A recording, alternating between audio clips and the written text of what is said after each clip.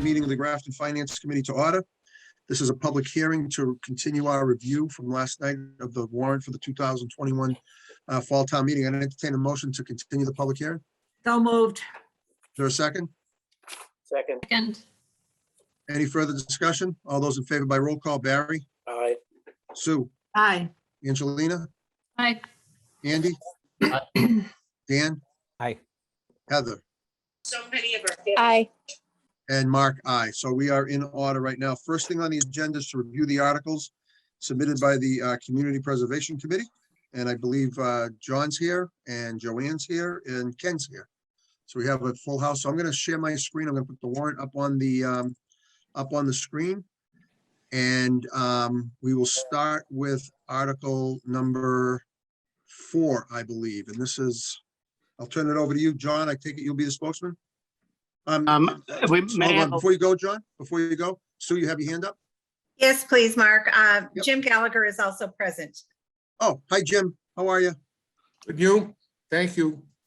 You're Thank you. welcome. All right, John, floor is yours.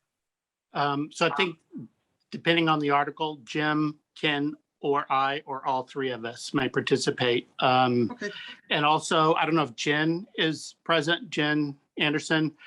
This first warrant article for 47,000 is to do a study for land that was donated to the town at 95 North Street, and with the purpose of making it a passive recreation park. And this is the funding to be able to come up with the plan to do that, along with the budget, with the various options that people with the community will have. There will be community input, and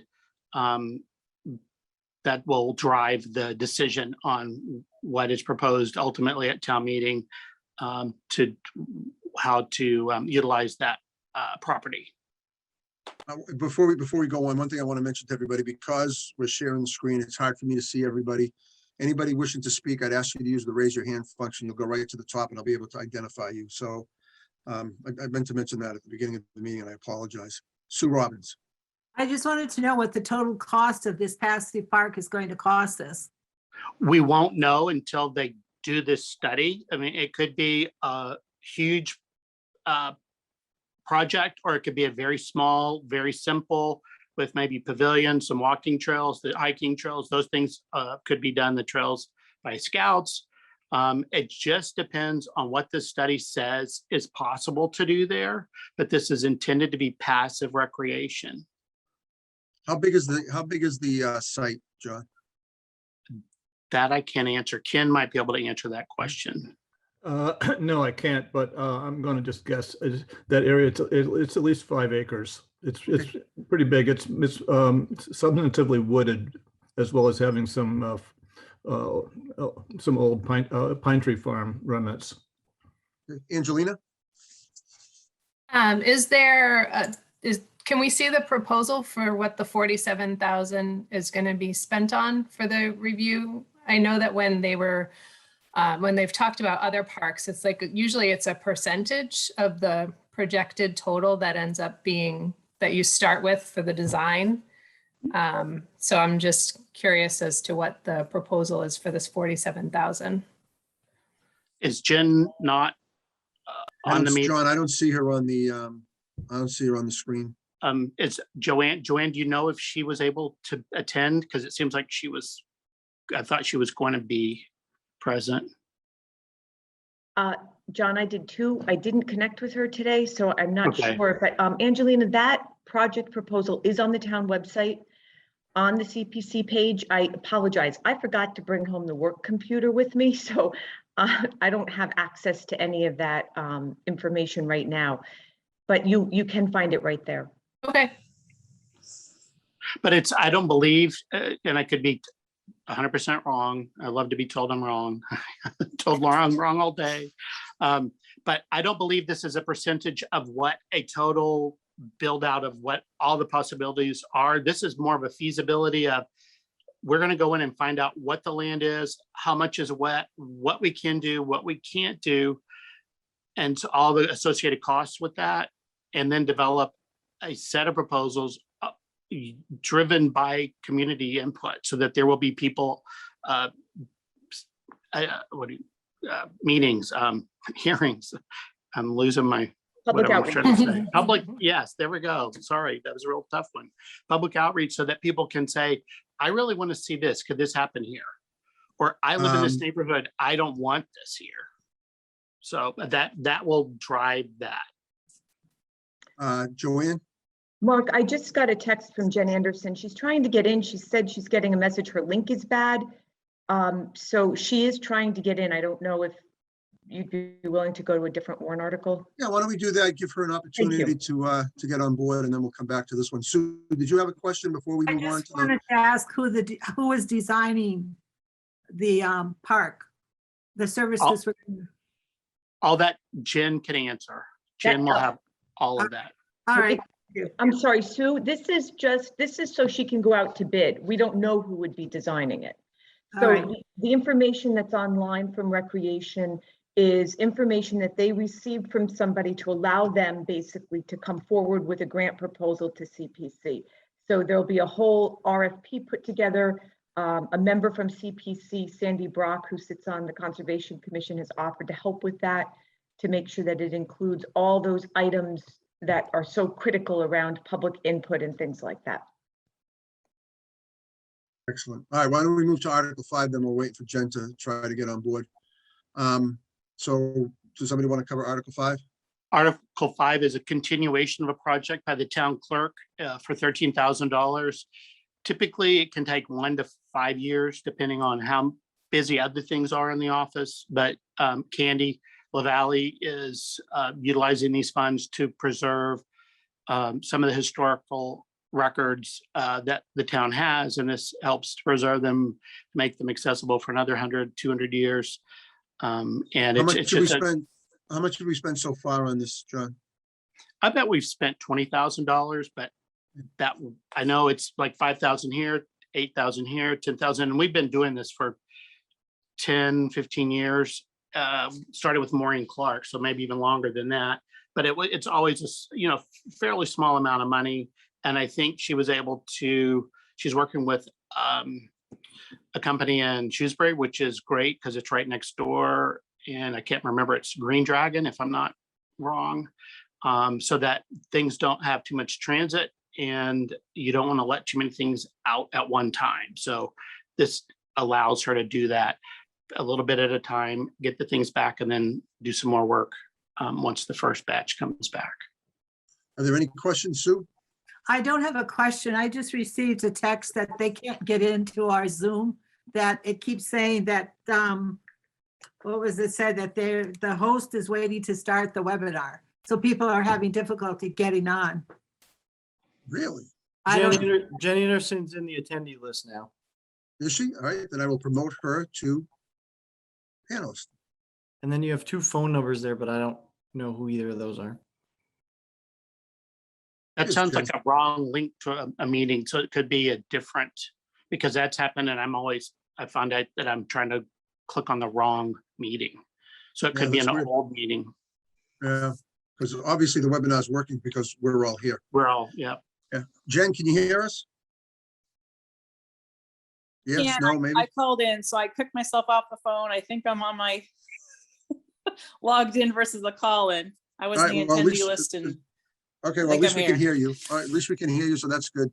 So we had some questions on the $47,000. We wanted to know, is there a price for the entire project yet?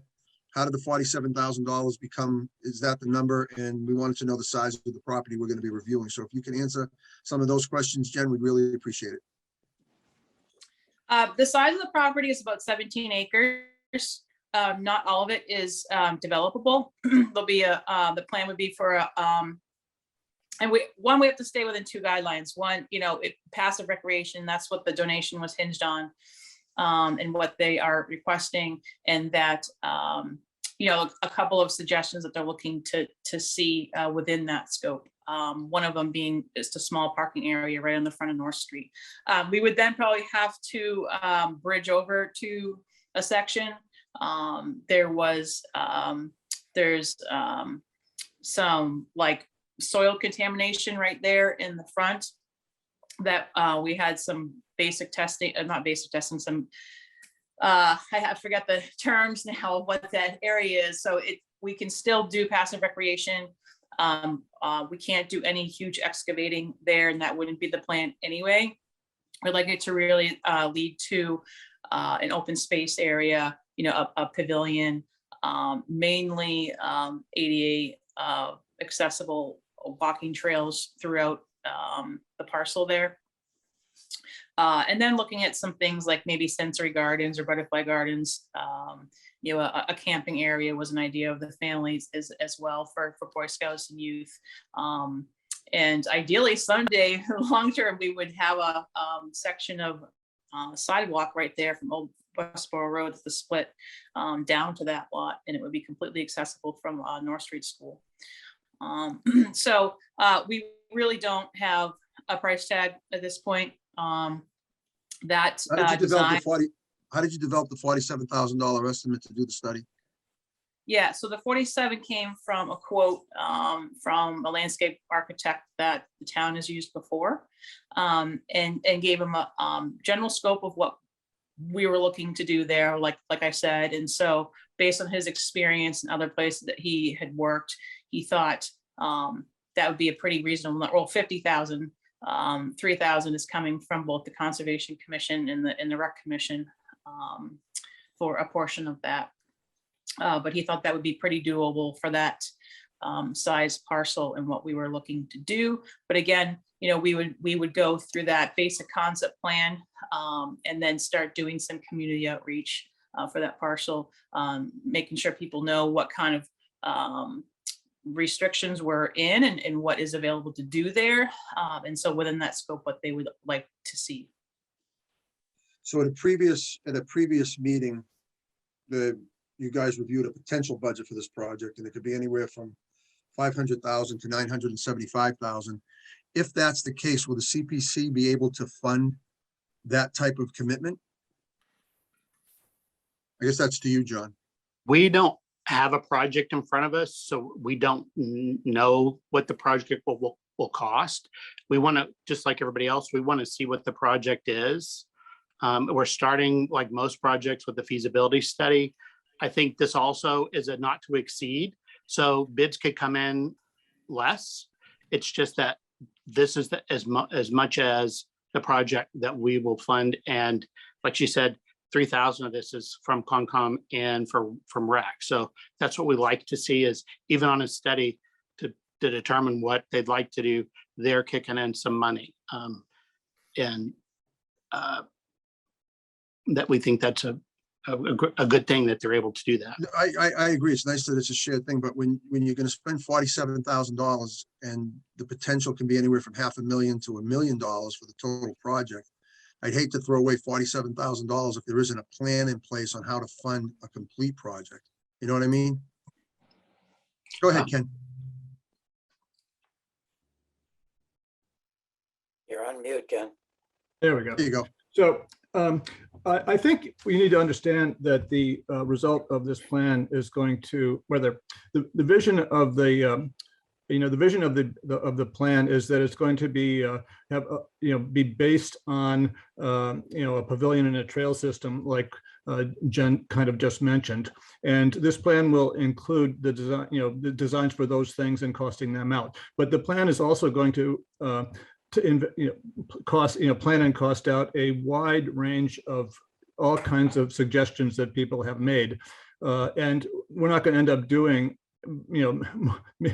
all of them by certainly, and maybe only one or two of them in addition to the core project. So think of it as a list. The amounts that you saw, the 500,000, was if the town did all of them and they turned out to be expensive, and that's not going to happen. So we don't really need to think about that. This plan could be much more closely in the range of 100K, based on what the town decides to select from that list. Okay, that makes sense. So Angelina, we're not making any kind of commitment for some big thing. appreciate that, Ken. Angelina? Why wouldn't we work backwards from what we think we want this to be, instead of paying $47,000 for a study to then spend $100,000 to actually do something to the property. Question. Steve, you guys want me to speak to that or Ken? I would just say that it's prudent. We can't work backwards because no one knows how much any of this basket of possibilities cost. And so we need a study like this to cost out the basket of possibilities so that the town has some information, with which to select among them. Evan? Yeah, so I'm not that familiar with this particular project. But I mean, it's the age-old conversation that we always have in government, right? It's chicken or the egg. So we want to know what the project's going to be at the end because we want to know how much money we're going to spend. But we being in government don't necessarily have the resources to determine that on the outset. So you go and you do a feasibility study that tells you what the possibilities are, gives you a list of things to then work backwards off of. And then see what the town has an appetite for. So, I mean, I've run into this a number of times on a lot of different projects. Projects like this, which are, you're trying to find a reasonable scale. You don't want to spend $1 million on trails in a gazebo. But you also want to get a product that the community is going to want to use. And so I think that while it would be nice to say, here's what we want at the end, go design it for us. Part of the problem is that we don't know what can even be feasible on that parcel. And I just think that's a common issue, especially, me coming in from the private sector before. I would never do things this way, ever. But we're in the government, so this is what we do. So for what it's worth, that's just my 2 cents. Thanks, Evan. John? And I think CPC has done a 180 on this as well, because when we first started, people would come to us and wanted to do a study. And I think all of us were like, and I can remember a friend of ours sitting right next to you, at least on my screen, who would say, I don't want another study to sit on the shelf. But in the ensuing years, we've learned you have to do the studies to see what you can do. And if you do a good study, you can see what's feasible, and then you can do a project. And with CPC, we've done projects that have phases. We've done things that need to be bonded. So we need to get a big picture of what it is that is being asked to do. And the only way to do that, at least like he said, what was said about you need to get a study and you've got to pay for it. This also opens up opportunity to get grants because you're expanding the window, the timing window, so that sometimes the grants through the government or other agencies have certain deadlines. And so this broadens that view, and that allows the person that's doing the consultant to help find what those grants are, find out the timing for the grants. CPC has a timeline. Everybody has a timeline, and they never line up. So you want to make sure you've got all the pieces of the puzzle, and that this process helps to discern what it is you want to do, how you're going to do it, how you're going to fund it. And I think we've learned this works for CPC. Okay, thank you. Any other questions on this article? All right, are there any questions on the other article of the 13,000 for the town clerk? I believe there's only 2 articles, right, John? 2 funding articles, and then we were hoping to speak to the warrant article that's going to potentially change the makeup of CPC. Absolutely. So unless there's any questions on those, we can move to that article, which I believe is Article 24. If I remember 23. correctly, 23. Right. So go ahead, John, the floor is yours. We met last night, and the committee voted to recommend to pass this over. We don't think this is the time to do it. We're concerned that we're going to lose one of the at-large seats. We currently have 2 members of our committee that are veterans. One is on the new Veterans Affairs Committee, if I have the name correct. And I believe he's even the chairman. He's sitting right next to you again in the Hollywood squares of my iPad. And if Jim, if you want to take over from that, go right ahead. Well, simply stated, the article as it's written says that there'll only be 3 at large that are going to be given out by the select board, and 1 from the Veterans Advisory Committee. The Veterans Advisory Committee, which I'm fortunate enough to sit on as well, is not something that lends itself to the CPC. This is a service-oriented group. What we're looking to do is to work with veterans with disabilities for housing. And I say housing, and you say, well, gee, housing is incorporated in the CPC, but well, no, you know what? Veterans housing is handled by the Grafton Housing Authority, which I sit in that board as well. And the other thing is what we're looking for is to get veteran services. This is not to clean up a statue. This is not anything like that. The fear that I had is that in the wonderful life that we live now, where at least 2 or 3 times a week, someone thanks me for my service, something I never heard in 1969. But it's a wonderful thing to see veterans appreciated right now. And I don't want anyone to think, oh, this committee does not want to have veterans on the committee. And it's the furthest thing from the truth. A person coming on from the Veterans Advisory Committee, again, it doesn't do the work of the CPC. The Veterans Advisory Committee, again, is service-oriented for the veteran. That's what I got. And that's why I would like to see this passed over.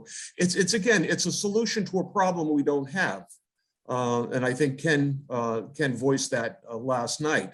It's more important that we have 4 members of the community that have an active interest in the programs of the CPC, have them on the committee, then someone from the Veterans Advisory Committee that could only speak to veteran services. I'll shut up now. Let me ask you, Jim, let me ask you, if I may, Barry, did you have a question? If I can ask Jim a follow-up question. You have members, the membership is made up, you got a planning board member, you got a conservation commission member, you got a housing authority member, and others like that on there. So you can make the argument that they are limited in what they can do because they have a special interest. So having somebody on the Veterans Committee, making that argument seems a little hollow to me because you have special interests on there from other organizations. And I did some research today and I did some looking around and I went into the CPC database, projects database. I'm going to share my screen here for a second. And I found all of these projects. You can see here, there's a ton of projects here, 3 pages worth of projects, probably 100 projects that CPC money was used to fund veterans projects. Grafton hasn't funded any of those types of projects. So it seems to me that if you have the opportunity to spend money on veterans type projects, it would help to have a veteran, somebody from that committee who works on that, to be on the committee to help address some of these issues. I think it makes a lot of sense. You have people on the Conservation Commission pushing conservation projects. You have people from the Historical Commission pushing historic projects in town.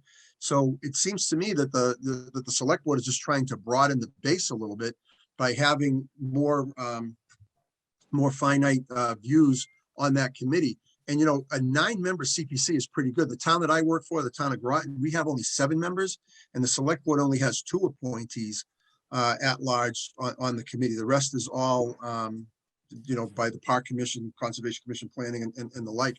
I don't think this is that big a deal. As a matter of fact, the selectmen are actually giving up some of their authority. The select board is actually giving up some of their authority and oversight on this board by giving up a seat, by going from 4 to 3. Okay, So, Mark, if I can address that, is Please. that the bill you have in front of you says that a representative will come from the Veterans Advisory Committee. Yep. Okay, and again, the Veterans Advisory Committee, its goal is dealing with services for the veteran. You had a list there of things like fields. You know what, we've done fields. If you're talking about wanting to put up monuments and things like that, that's not a charge of the Veterans Advisory Committee. All right. So if you go back and read through the list that you put up there, I think what you'll see is that it's not anything that we would handle in the Veterans Advisory Committee. And that's the whole thing here. There's a Soldiers and Sailors Monument Committee that hasn't met in 3 years. But if you're looking for something like that, then maybe somebody from there should be appointed. But again, we're a service-oriented committee, and it doesn't really play into the CPC. Okay, John, thank you, Jim. I appreciate that. First comment is a lot of those, because I quickly was trying to read those, that those projects were historic preservation or housing. Those are things that we would be happy to help with, but quite honestly, nobody has brought them forward to us. And also, I think Scouts have done the marker on the common, but we can't. One of the things we have learned that CPC can't do signs. So if it's just a sign in and of itself, if we do a sign associated with a project, then we can do a sign. But some of those that look like maybe 2014, we've learned a lot as CPC has grown, and we wanted to do signs for conservation or the land trust, and found out we can't just do signs. Signs are great, but we can't just do signs. Housing, we don't have enough money to do, but if the housing trust comes up with a plan for veterans, and as Jim has said, we already have through the Housing Authority, there's an avenue there. But if they choose to add on to that program, they could come to us and we could work with them on that. I think the concern is perhaps that we aren't willing to do veterans type projects. We're happy to do them. And I don't think it has to come from a veteran member of the committee, because our committee is, we aren't supposed to sponsor our own projects. I go back to historic district. Other people go back to recreation. The housing, that we represent committees that they then come to the body as a whole, because our job is to oversee a specific project, not to run and manage a project. Because we learned that early on too, because we did a couple and we realized this was not what we need to be doing. We need to have people come to us. We manage, we supervise, we help with the town bureaucracy with paying bills and so forth, getting contractors. But for us to actually oversee a project, that's beyond what we're able to do, especially as people change. A lot of the appointments from various committees aren't consistent in terms of longevity. The other thing is there is a letter that we did write to Stuart, the chairman of, or I don't know what his title is, the director of the Community Preservation Coalition, Stuart Saginaw, and I believe, where'd she go? Joanne sent it to Sue. There's Sue right in front of me. Sorry. Can you share? Is it okay if we share that letter from him? Because Do you have it, or do you need me to put it up?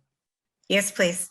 he did a quick study and he was not aware of any other towns that have designated a veteran organization representative.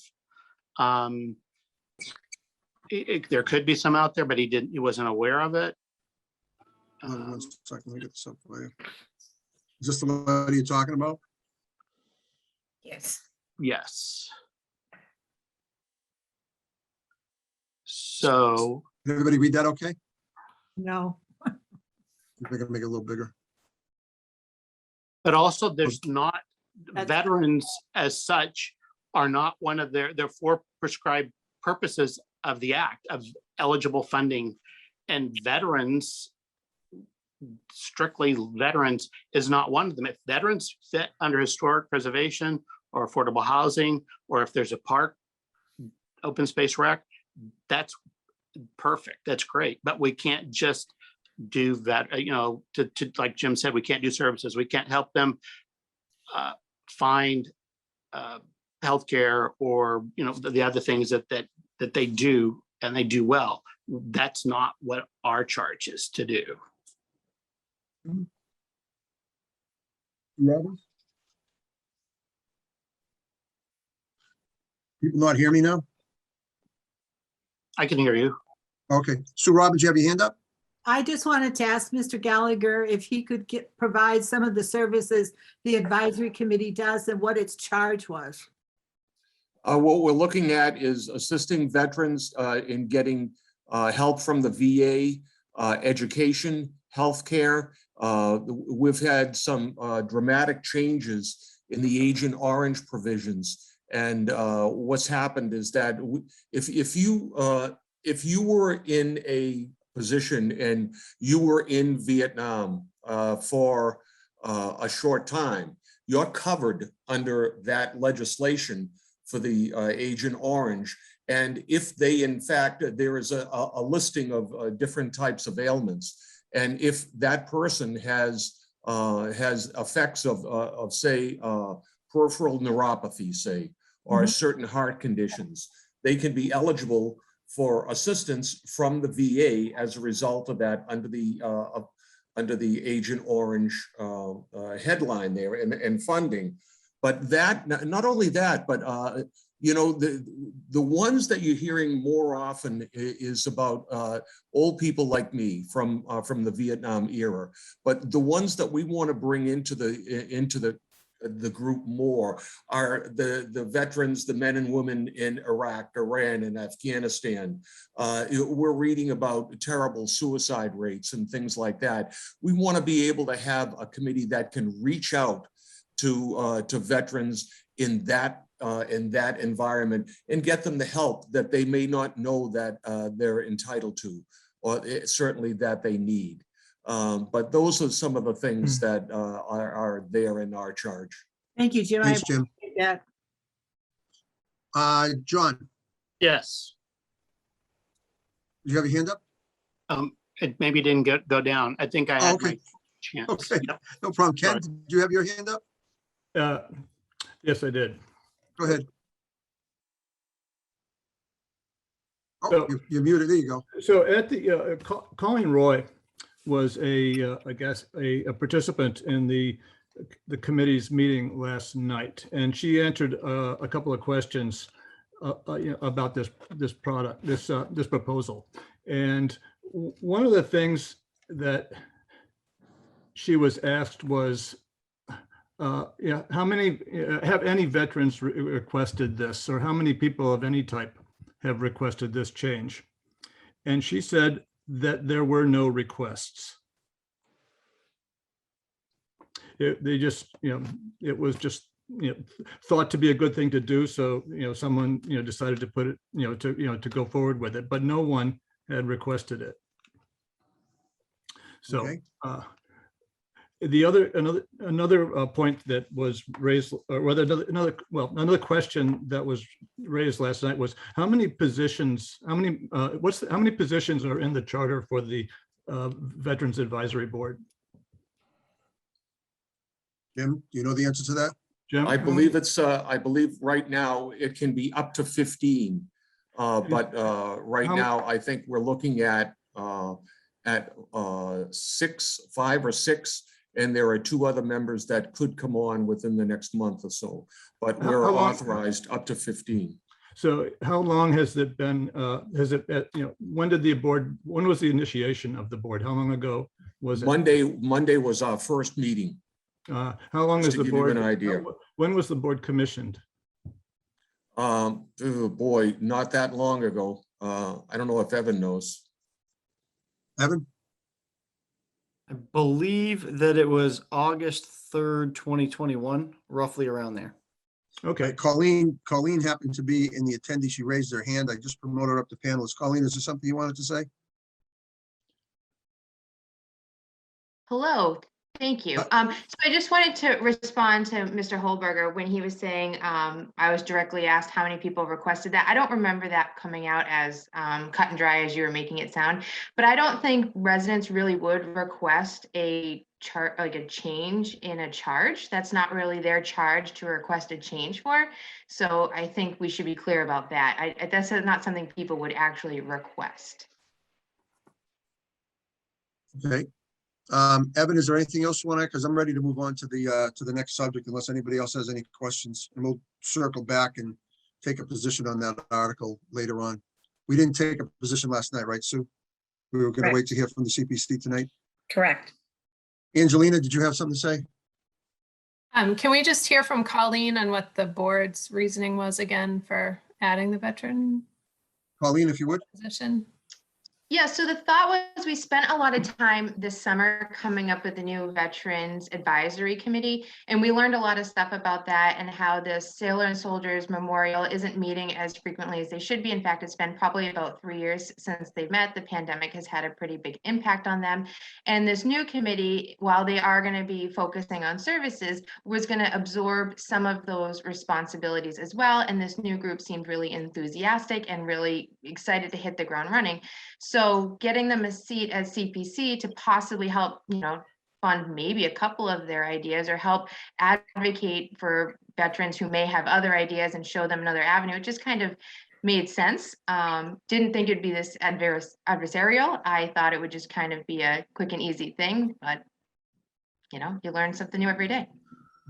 Can I that's also thank you for add that. in one more thing? When we contacted, you talk about the getting the parades ready, and we're blessed in this town with like Goulet Post and the VFW and things like that, and the things that they do. And when we reached out to Goulet Post about this committee, there was a little bit of pushback there, and they said, "What, you don't like the job that we're doing on the parades and such?" And it was like, no, that's not what we're saying. It just, we want to let you know that we're here, and if you want us to help you, we'd be glad to do that. But we also don't want to step out there and say, we're the new kids on the block. Even though a lot of people do think I look like Wahlberg, but we're not the new people on the block that are out there to try to do things that other people have been doing so well for so long. Jim, I actually think you're better looking than him. I just want to put that on the record. All right, if there was a way in Zoom that I could kiss you right on your head, I would. One last comment on this from John, because I see Paul is here and I want to move on to the next item on the agenda. John, one last comment. Okay.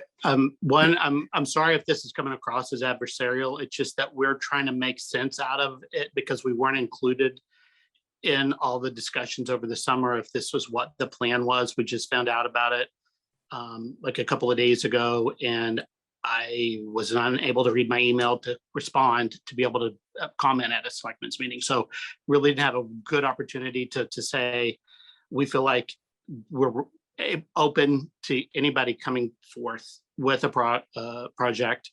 And we have hearings, we have open meetings, we do solicit this, and that's what we've done twice a year before warrant articles are due. We open up, we ask people to come, we will help people with their projects. We do 2 meetings each fall or each winter and each summer to do this. So if somebody wants to have a project, maybe we need to publicize it better in different places, or I don't know what we're missing to let people know if they're people that might have a project. But I think we've done a fairly good job of responding to projects that come to us. Maybe we could work a little bit better. And I think I said that to Colleen last night, that I'd be happy to have Jim go to some of the various new Veterans Committee or other committees to say, we're here, we want to work with you. We do these kind of projects. If you have something like this, we'd be happy to work with you. And that's our goal, is that we want people to come to us.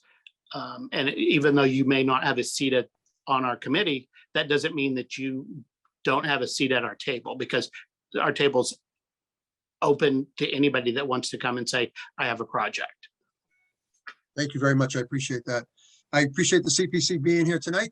We'll take all your comments under advisement later on in the meeting. We'll probably take positions on those 3 articles. So we'll let you know how we make out with that. We lost our recording assistant. I think she lost her internet connection. So I'm going to have to try to do this by the seat of my pants without her. So I'll do my best. So Paul, I see you're here, and I would All right, welcome you excuse to the me, meeting. so we can go away then, right? You can stay, Jim. You can stay. You can go. Well, you can know do what? whatever you like. We're on vacation. Believe me, this is the 4th day of our vacation, and it's the 3rd Zoom meeting I've had. So my wife is ready to kill me. Believe me, I know that. I know how that feels. So I got you. Yeah. Thank you very much for being here All tonight, right, too. well, we're gonna, and listen, thank you guys for all the work that you do and the time Appreciate that you put in, especially before these town meetings. You're just a very loyal and loving group. Thank you Thank so you, much. Jim. Appreciate that. Bye. Paul, can you hear me? I can't hear you. Hold on one second. Can you see Okay. me now? I can see you. I can see you, All Paul. right. So we'll start with, we'll go through your articles. I think the first one is, unless I'm wrong, is, although you were going to be able to help us. I want to start with Article 6, which is the All right, hold Fallen on. Street Well Project. Yeah, I'm a little disorganized because I'm at the fire station. I just left the chimney fire, so give me a second. Oh, take your time, Paul. Take your I'm sitting time. in my truck. So, so the let's well, yeah, go ahead, Mark. So we had questions last night on that. I think Barry, were you the one with the questions on this one? I did ask a question in there, yes. Do you want to ask Paul that question and hopefully he can answer it for us? Oh, yeah. Why is the town picking up the tab and not the water district? Because the town owns the land. The water district leases the land from the town. Okay, So we own the property. So the contamination is ours because we own it. That makes sense. Any other questions on that one? Nope. Okay, excellent. So, Paul, moving on to Article 7, which is 100,000 from retained earnings for the plan upgrade expansion account. You want to cover that for us? Sure. So it's kind of a routine article for the sewer department.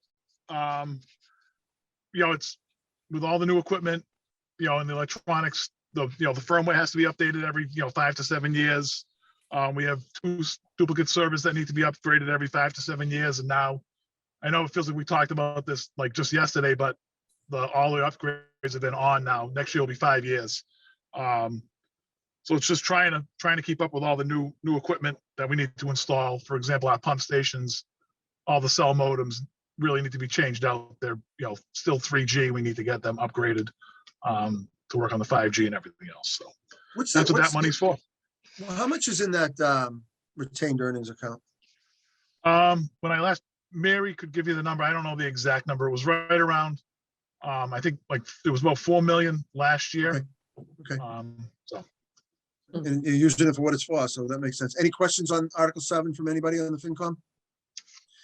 All right, moving on to Article 8, $100,000 for major equipment replacement account. I take it this is very similar to Article 7. Yeah, it's Article 7 is really, when the sewer commission was established these 20 years ago, it was, to upgrade existing stuff. This is to literally replace or new equipment, as we go. So for example, we have a pump station that we've been using a portable generator for, which is now it's 30 years old and tired. So we're looking to replace that. We'd like to get a trailer mounted one. So that's, $25,000 for 15,000 watt generator on a trailer. Would also like to purchase a jetter for cleaning the lines. Right now we sub that work out, or we get another town, Northbridge or Uxbridge, to help us with that. So we'd like to get a trailer mounted jetter for that purpose. Just things like that, and service vehicles and stuff. Any questions on Article 8? All right, moving on to Article 9, $1 million for inflow and infiltration inspection. All right, so the NIPD's permit that we operate under was issued in 2013. By 2015, we were required to develop an I&I plan, which is inflow and infiltration. Infiltration is leaks in pipes, manholes. Inflow is some pumps, roof drains, leaders, things like that. So we were required to develop a plan to eliminate as much of that as possible. So we submitted our plan, which was approved in 2017, excuse me, by the EPA and the DEP. And in that plan, it said that we will study the collection system for 5 years, and then in 22, implement some policies and changes, whether it's relining pipes, replacing section of pipe if there's failures out in a lot of spots, regrouting manholes. So next year being 22, our goal would be to start the planning process for the rehabilitation of the system. Keeping in mind that, as with, you're getting 317 apartments in North Grafton, and as the town grows, we need to find the leaks in the system to, accommodate that, expansive flow as, we gotta take one, add a gallon, we gotta take away a gallon. So, Yeah, so let me ask you a question. Say you have 100 gallons a day. I'm just using a round number. Of that 100 gallons a day that comes into the plant, how much is because of inflow infiltration? And what percentage do you try to knock down each year, or with this project? What's your goal? our Does goal, that make sense? yeah, our goal is to try and find 100,000 gallons a day. That's our goal.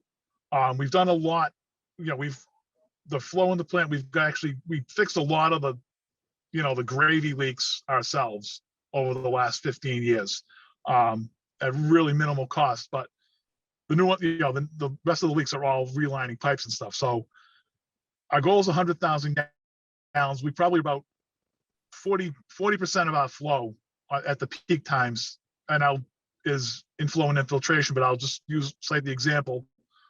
We had our recorded highest flow ever over the course of the summer. We went from 1.7 million gallons a day to 5.8 with all those rain events. And it's compared, but it's industry wide. So it's not, when we don't have any more leaks than anybody else, we probably have less.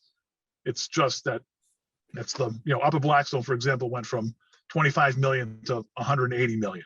So it's it's all proportional, but Thank you. I nothing appreciate unexpected. that. Yep. I appreciate that answer. Any other questions on Article 9? All right, moving on to Article 10. Take off your sewer hat, young man. Put on your DPW hat. Sure thing. This is money for the long-range tree removal capital account. Is there an amount we're looking for here? Because I don't see an amount.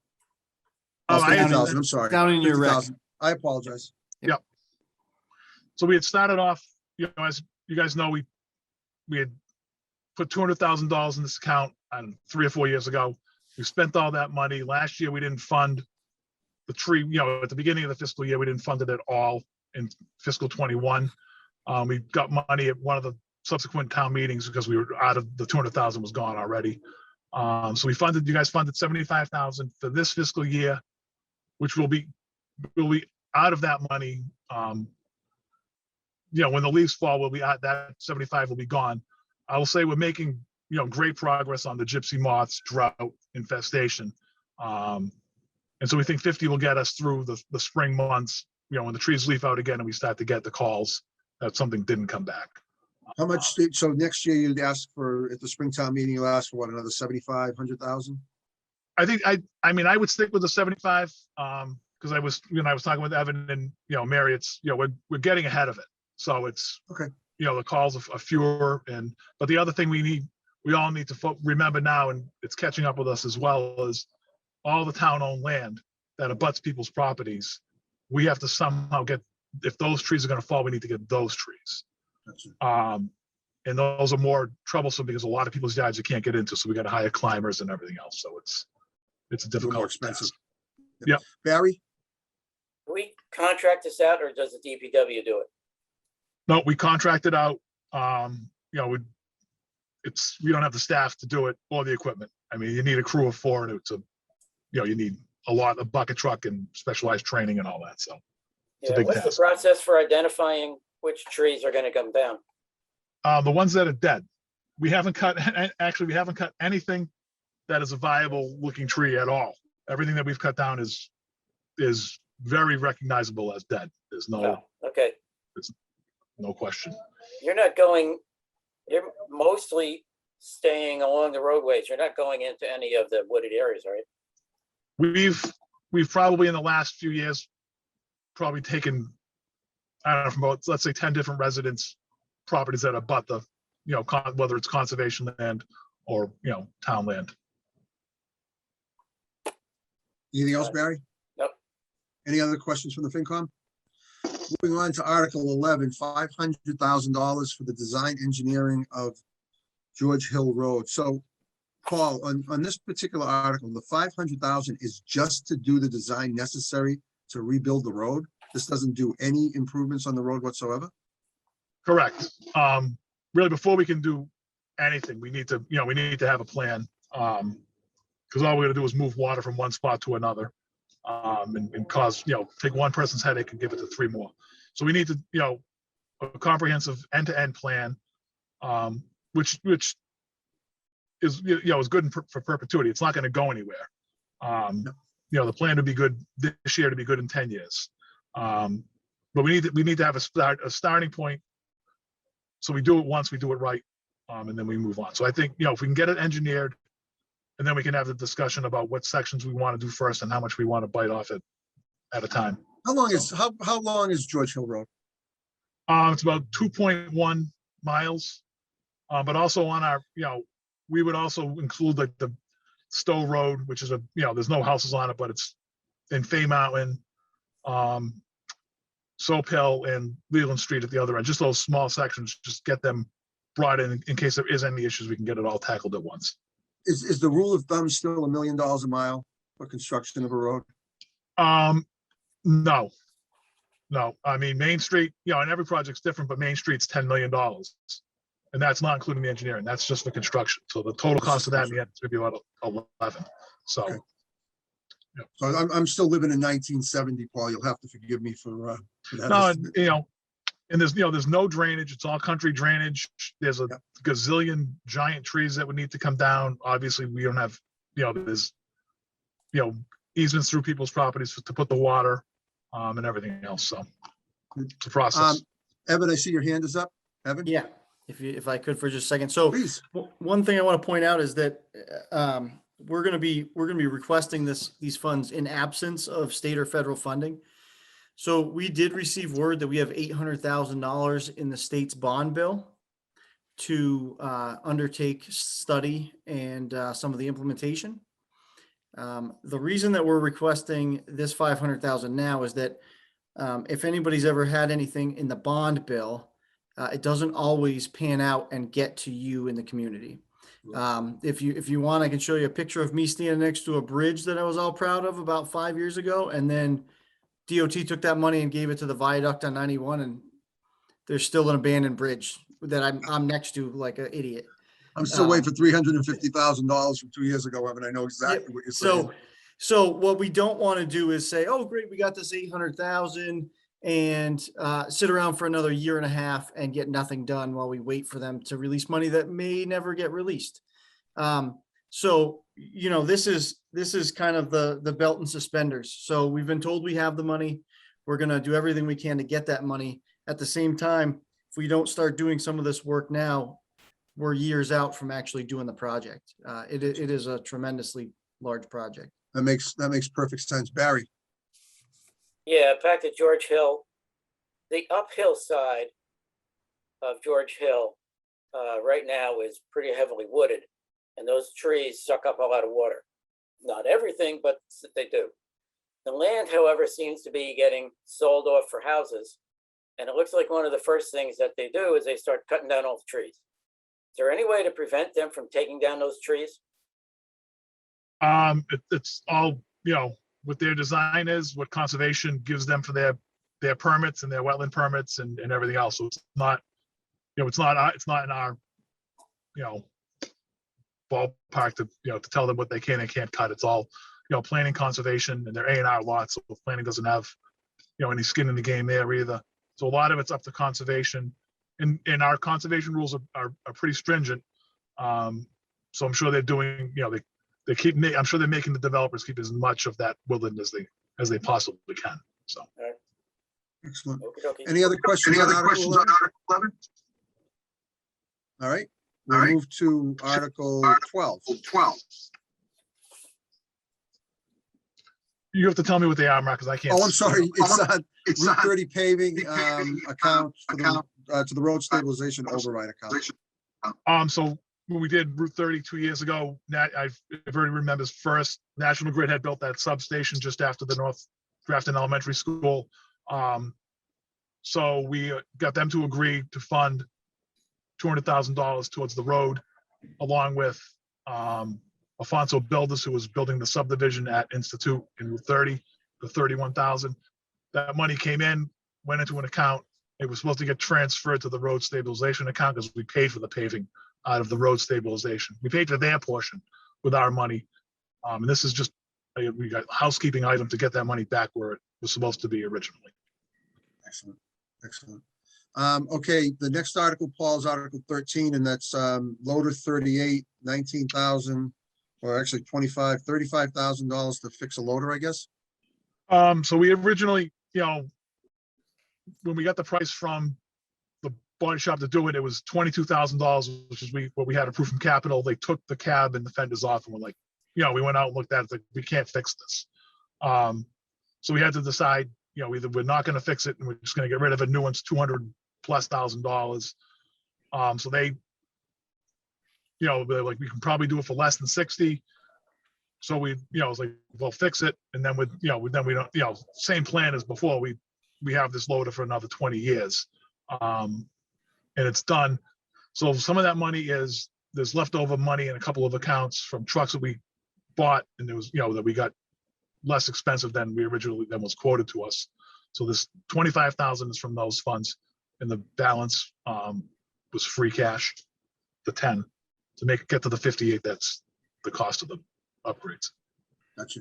Barry, What is a loader? Big yellow big thing with bucket a truck. bucket on the front. Okay, yeah.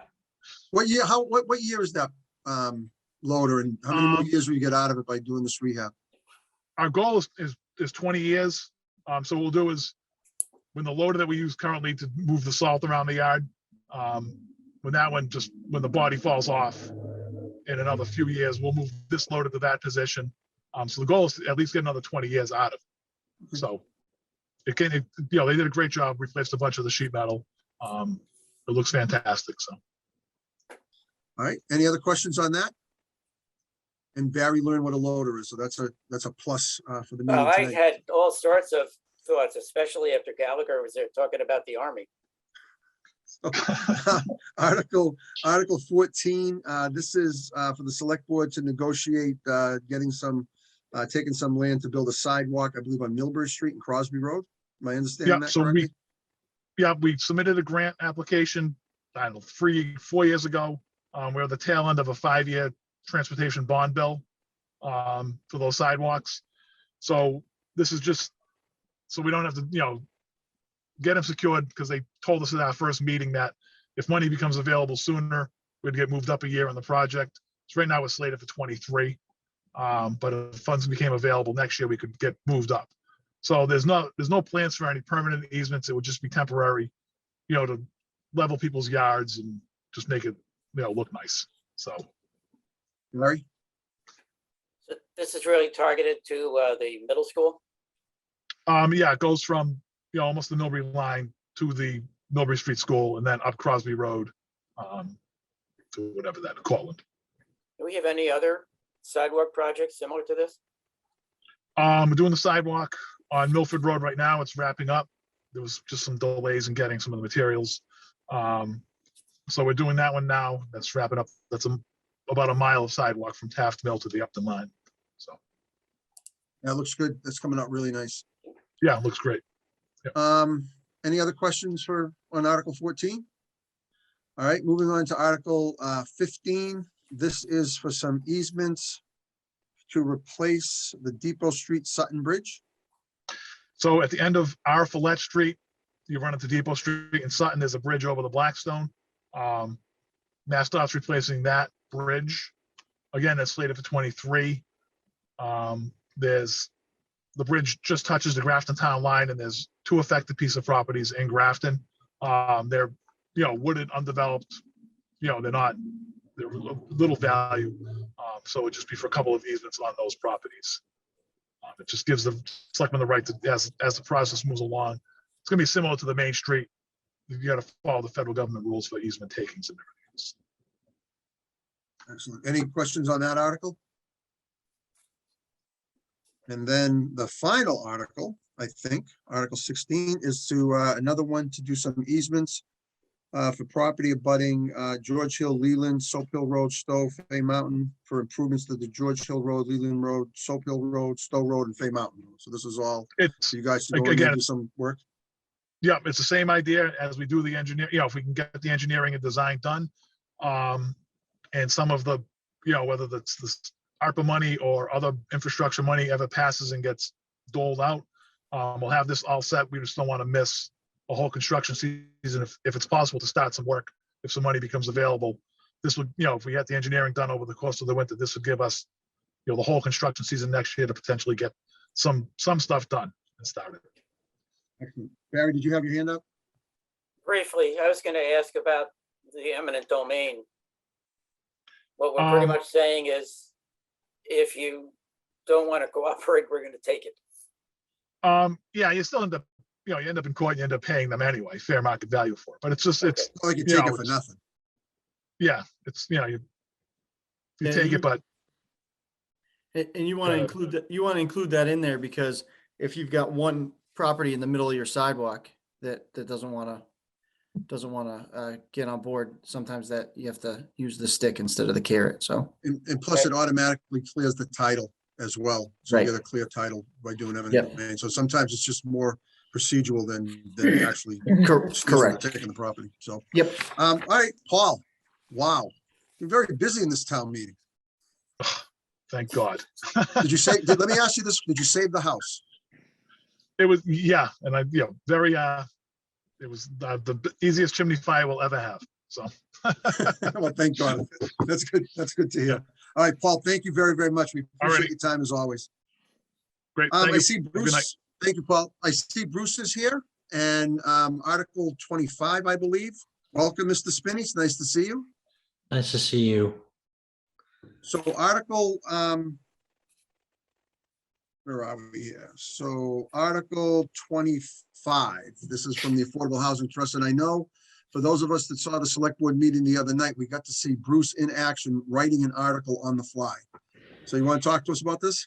Sure. Do you want to talk about me forgetting to write the article, or do you want me to talk about the article? No, we'll talk about why you need the article. I'm just giving you a hard time, Bruce. Okay, so as everybody's probably aware, a couple of years ago, there was a citizens petition that conveyed the property at 25 Worcester Street to the Affordable Housing Trust. In that article, it also placed some restrictions on the what we can actually develop there on the parcel. In the process of kind of going out and getting some concept work done and things of that nature, and then hiring some affordable housing expertise from the state, we were told that the restriction on it being age 55 plus and over would most likely not allow us to count any development there against our SHI. It also is pretty restrictive for the size of the parcel, what we can and cannot do there outside of just a regular kind of like a LIP process or apartments or things of that nature. So the effort here is for the trust to go back to the town and say, well, thank you for the land. We really appreciate it, but in our diligence moving forward, we found that, the restrictions kind of get in the way of what we're trying to get accomplished there. So there's a whole range of projects that we could do on the parcel that we can't do now because of the restriction. And then if we were to follow the restriction, we wouldn't be able to accomplish one of our goals, which is to build enough affordable housing to get us to the 10% SHI. So these are things that really weren't vetted when the citizens petition came through, because of course it's a citizens petition and, all these things kind of weren't accounted for. So this is going to be our first effort to try to remove some of the restrictions. Just from the deed's perspective, the deed doesn't actually record the restrictions. They basically just attached a copy of the article to the deed. So in our effort to figure out how we actually do what we're trying to do now, this is the first step. So what this will do is we'll place this article behind the other article and alleviate the restrictive language that's in the original citizens petition article. Any questions for Bruce? Seems to make good sense. All right, Bruce, thank you. That was good. Terrific. Did I win? You won. Oh, there's Irene. Bruce, you almost got off, Bruce. Irene, go I ahead. did not win. Yeah, sorry about that. It just took me a while to find the right button to raise my hand. I just have a quick question. So if we remove this restriction, is the land still restricted that the only thing that can be done with it is affordable housing? No, It's just that well, we're no longer limiting it to 55 plus. it's still going to be governed by the trust. If the restrictions are off it, if we sold it, those restrictions would remain off it. If we traded the property or if we did something else with it, that's always going to be attached to the deed. And as far as we can tell, the restriction is a deed restriction. It's just weird how it was recorded. But it doesn't like, right now we can do pretty much whatever we want with it, as long as if we did do something where we traded it or sold it or what have you, the next person that bought it would be governed by those. I don't think the trust has an appetite or is really designed to be trading and selling parcels. But it's certainly something that they could do. Okay, Any and I'm follow-up, Irene? asking this because my concern is that we take this off and then we don't get what the voters clearly indicated they wanted when they passed the article, which is affordable housing for seniors on that piece of property. I'm not crazy about this. I would say if, as it stands now, you're not going to get senior housing on that site. Okay, why?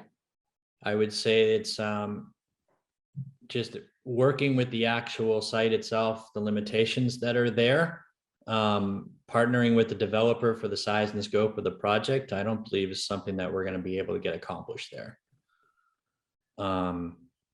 Senior housing and stuff like that is of course something that we have a concern with, but from the trust perspective, there's nothing in our housing production plan. There's no evidence to really support that we need to be providing affordable houses to seniors over any other demographic that's in town.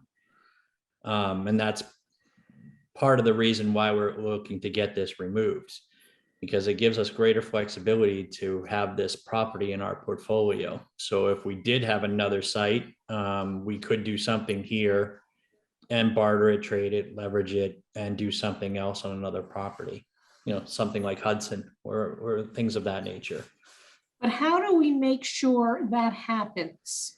I'm very concerned that, we go along with this and then all of a sudden it's 5 more years and not another single unit of affordable housing for anybody has been built. Well, I would say that that's not going to happen. Pine Street's under construction. You're going to get a fairly sizable contribution to our SHI in affordable houses for the community. The GSX project that's hopefully moving forward on Upton Street, which is something that the Affordable Housing Trust will be a significant member in, will produce a lot of units. Pound for pound, I guess what we would be partnering and spending, advancing that project to get it to fruition will probably be, 5 or 6 times what we could actually do on this particular property. I try to tell the trust and I try to tell people who are concerned with this parcel is the trust is working across all the different parcels in town that we can partner with. We're not just trying to produce on this particular property just to get something done on it.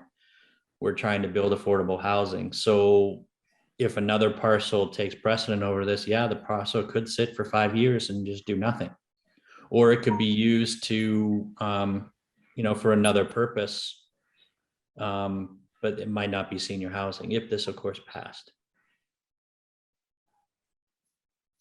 Dan, I see your hand up. So 2 things. The first one is with the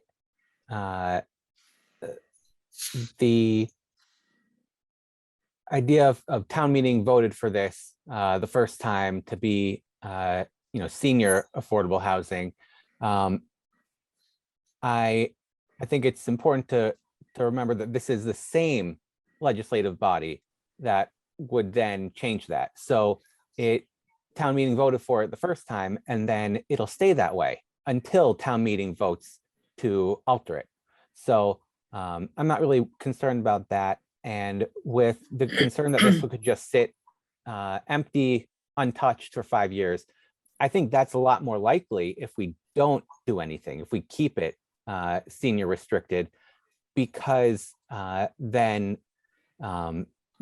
it ties our hands so much, and it looks like we wouldn't be able to count those units toward the subsidized housing inventory for that 10%. And if we remove the affordable restriction, that would allow us to do something there that would count toward that. So I think removing the restriction would actually get us units there with less uncertainty and probably quicker. Dan, you're on the Affordable Housing Trust, right? Yeah. Okay. Angelina? So what about removing the restrictions other than trading the land would make it easier to build? I'm totally confused right now. So it's currently restricted to be like 55 plus housing. But the data that we have in our, I think it's our housing production plan, it includes like demographic information about the people who are, what percentages of different demographics are paying certain percentages of their income on housing. And that data doesn't seem to justify creating homes specifically restricted for 55 plus, meaning that we haven't demonstrated an extra need for 55 plus housing. So that taking that part away would make it easier to build affordable housing that doesn't have that age restriction. Does that clear it up?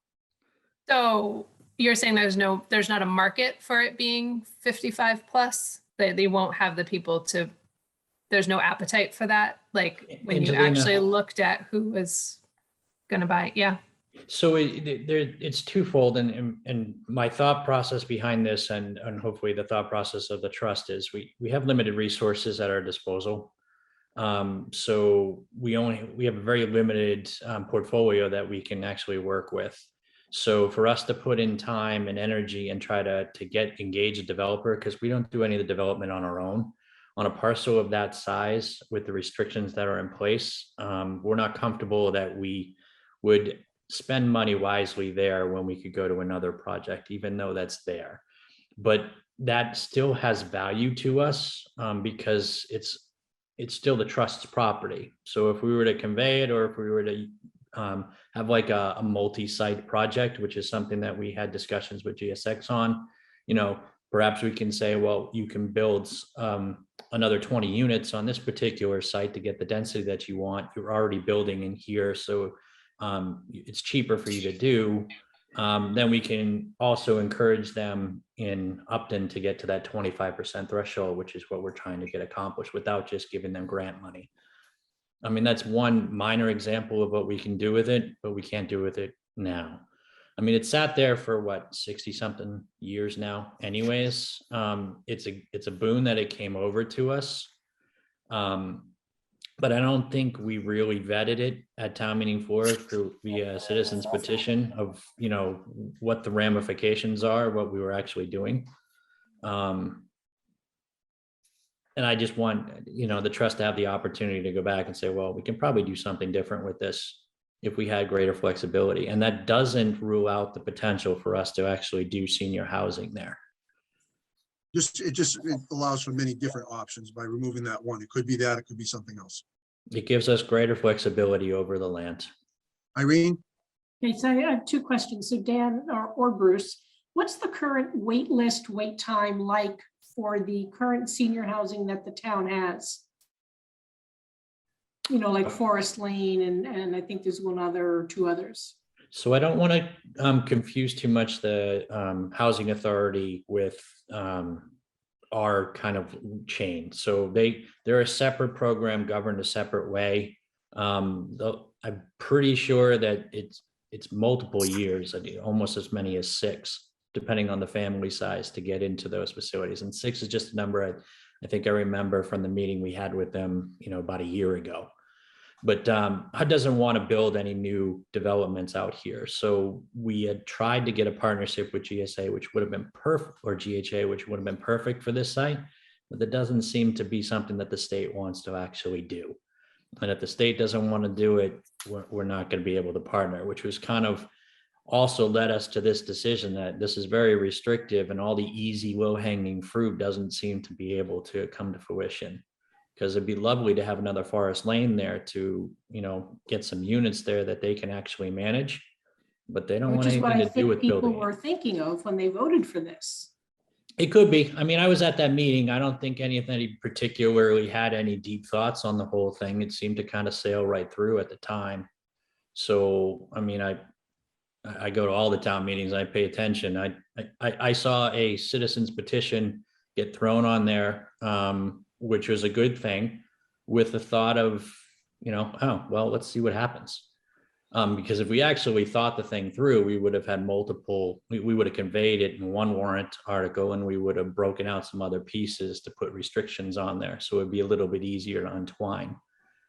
Okay, because my concern is, so if we take this restriction off, okay, if it passes, you could then, in theory, sell it, and somebody could come in and say, hey, I'm going to do, a 60-unit thing. I'll make 15 of it affordable, rip shot over the zoning, and we've got a 40B project on that land.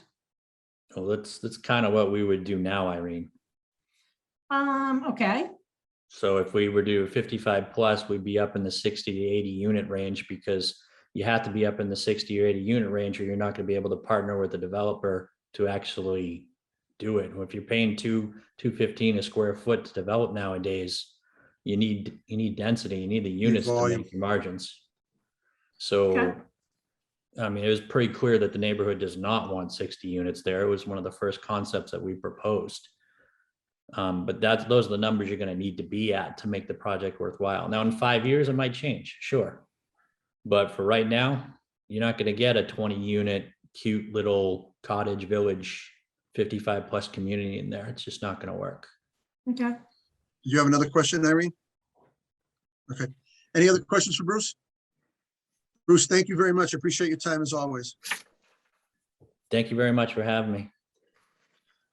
Okay, so that concludes our the guests for the meeting tonight. So what I would like to do, there was one issue from last night, Evan, that you were going to get back to us on. We took care of the Follett Street water thing. Paul answered that question, but then we had a question on Article 17. You were going to talk to Candy, and then I saw an email from you this afternoon that said we're probably going to pass over that article. Yeah, I guess go ahead. Nope, sorry. I was going to say, my question is why did it take 2.5 years to submit the article? And the second question is, do we need to pass over it? So the timing issue, when I spoke to Candy this morning, she said that it was our special that ran along with the annual at that time. Our annual was submitted for certification. Our special was not. No one caught that either at the AG's office or at our clerk's office. They were The AG's office, Evan, in all seriousness, the AG's office doesn't know what we have on the warrant. The No, AG's and I- office only knows what we send them. correct. And I wasn't trying to insinuate that they should have caught it. I'm just saying that they didn't catch it. And so then we were working, I guess, on our annual and special from this year, which then triggered the AG to look back at subsequent warrants that we had done, and they realized that, hey, Grafton every year does an annual and a special in May, except for in 2019. What's up with that? And then recognize that we never submitted that paperwork. So the question now is, I did a little research this morning. I was looking at articles since 2019, and in 2020 and 2021 annual Springtown meeting, we added to the bylaw this revolving fund. Mhm. So from the time it was approved in 2019, it was done in 2020, 2021. So do we need this article? We do not. So we had originally thought that we were gonna need it. Put it on there as a placeholder. We've been round and around and around on it, different things. We are not convinced. We are very satisfied that the school department is using this account properly. We also are in the belief that we have corrected that through the normal course of us doing our jobs correctly, doing the bylaw. And that if anything needs to be tweaked even subtly, we can do that in the spring. There's no reason to try to figure out how to do that here. Okay, thank you very much. I appreciate the follow-up on that, Evan. Are there any questions, any additional questions from the Finance Committee on that? All right, so if it's okay with the Finance Committee, what I would like to do right now is go back to the warrant, and I want to go through each article and make sure that the Finance Committee is comfortable with the recommendations as presented in the articles that we voted last night. And then I want to take action with the Finance Committee's permission, take action on the articles that we reviewed tonight. Does that sound like a good plan? Yeah, okay. So I know under Article 1, Barry had asked last night that we add wording to the summary that says that the acceptance of the donated land does not create a financial impact to the town. Barry, are you satisfied and comfortable with that wording? I am satisfied. All right, so so Article 1, we're all set with. Article 2, we did the same thing. We added that same language. I take it we're comfortable with that. All right. Yep. All right, perfect. Same with Article 3. No comments on that? Perfect. So going on to Article 4, that is the $47,000 to do the design study for the North Street property. We met with the CPC tonight. Is the Finance Committee in a position to make a recommendation on that article? Can you scroll that up a little? Yes.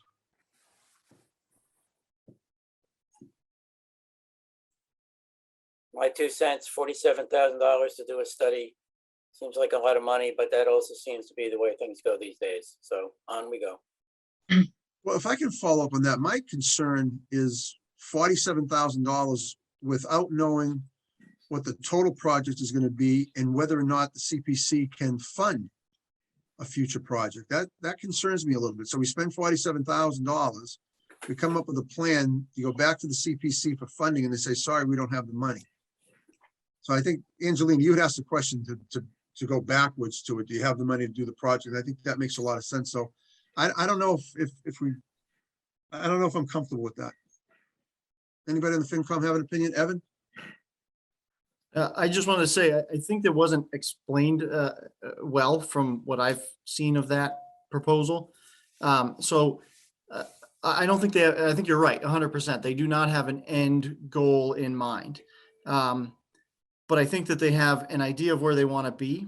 And then I think the funding mechanism is going to be an a la carte way to get this done. I think that's what they're proposing, is that they get a feasibility study done. They see they can do this trail here. They can make accessible trails work. They can put a butterfly garden over here. They could do X, Y, and Z. And then they'll pick those things over a number of years and build that property into what they want it to be for passive recreation.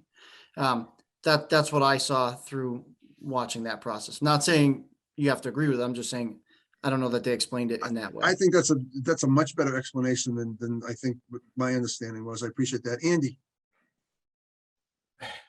If throwing in 2 cents for what it's worth, I feel like, the cost is what it is. I believe we were hit with a similar estimate for the one in the area, Washington Mills, that Ray had put up, before the Springtown meeting that ended up getting passed over. It to me anyways, it feels like whatever we look to develop plans for, we're going to get hit with this, with basically the same price tag anyways. I would say, I think in this instance, I'm less hesitant to sign off on this funding because of the parcel that we're looking at. And it seems like something is definitely viable to go there versus some of the things that were being discussed on the smaller parcel last year for, I'm gonna say a matching cost. Fair point. Barry? Yeah, I remind myself, this is community preservation money. This is not property tax money. Correct. I have a, Oh, so go ahead, Sue. Or I'm sorry, Angelina, then Sue. okay. So I agree, Andy. I was thinking the same thing once I heard Evan's last pitch there. I think because it's such a big parcel that's why it's going to cost so much. When we did the super park study, I believe it was $38,000 that they asked for, the original super park that we paid for the big study, and it was supposed to be the $2 million park. So that was why this threw me where it was 47,000, and we just have no idea what the project is going to be, but it's also 17 acres of land that they're surveying. So $47,000 still feels like a lot of money, but I don't know. Sue? I guess my concern is that after they do the study and they come back with a estimate of $500,000 to $800,000, they haven't told us where they're going to get that money. And that's what concerns me the most, because I'm not sure at this point the town can afford to, go with that price. And Yeah, it doesn't seem I like, share your concern. I don't think the CPC has the funds to do that unless they take out another loan. Heather? I would agree, but I'm kind of along the same lines with Andy. A study is a study, and a study has to be done. So nothing can be done on the land until you do the study. So, and they don't necessarily have to do everything that comes out on the study. This is a project where you can, I think, this is a project where you can kind of pick and choose what you can do with the funds that you have available. It could be 500,000, it could be $1 million. We have no idea, but I think it's not something that has to be a hit all at once. So I think that makes me more comfortable doing it. And like Barry said, this isn't money that's coming out of the town funds. This is money that's available to do a project like this. And unfortunately, I hate these studies, but they have to be done because otherwise we have no idea what can be done. So that's just my 2 cents. Thank you. Irene? So Heather, just kind of to your point, I'm wondering, so we have the land trust, right? And they've got trails all over town. And some of those trails I think have been around for a while. Some of them are newer. Did they do these, tens of thousands of dollars of studies every time they created a trail somewhere? I'm just wondering if a study absolutely has to be done, especially if it's going to be quote unquote passive recreation. Yeah, I'm just wondering if that's really needed. Fair question. Heather, did you want to follow up and respond to that before I go to? Yeah, my Dan? only thought is at this day and age, I understand that, like what you're saying, Irene, that in the past, a study might not have been required, but with everything that's happened, it seems like this day and age, you can't buy toilet paper without a study. So it's like, I just think, is it necessary? I don't think that they would have brought it up if it's not. I would think maybe Evan knows that, can answer that question. I think that would be pretty poor planning if they just decided to spend $47,000 and it's not necessary. But I also think that they probably are doing it twofold. I think they're doing it because I would think that they want to do it right. Dan? So I just want to push back a little bit on the source of the money. This is taxpayer money. This is the town's money. It has restrictions on what it can be used for, but those restrictions are a lot broader than I think people make them sound. When we say, well, it can only be used for this. Well, it can be used for a lot of other things like this and a lot of other things that are not very much like this at all. So I think whether or not we spend this money shouldn't be decided based on the fact that it's restricted in some ways. Barry? Oh, Dan is right. It is a surcharge on our property tax, yes. But it does have limited applications as to what you can do with it.